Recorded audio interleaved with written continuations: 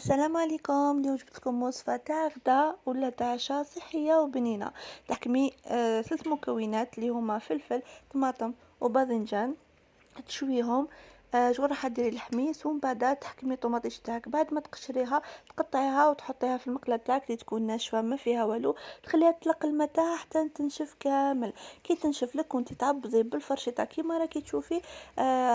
حطي عليها 3 كويغ تاع زيت، زيت نورمال ولا زيت الزيتون اللي حبيتي. ابخي ما تدخل في بعضها مليح الفلفل تاعك بعد ما تكوني شويتيه وقطعتيه وقشرتيه. تفرغيه عليها وبقاي تعبزي بالفرشيطه، تدخلي المكونات تاع الفلفل هذاك في الطماطم.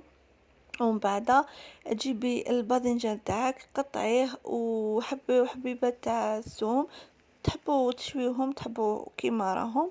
ومن بعد تفرغوهم على الخليط الاول وتبداو تعبزوا وتخلطوا باش يدخل المكونات، وما تنسايش قرصه تاع الملح.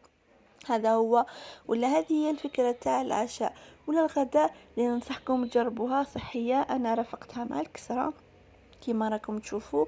درت كسرة ودرت معها سلطة تاع بسباس وطوماطيش وخيار، ورافقتها مع البطاطا وانتوما كيما حبيتوا.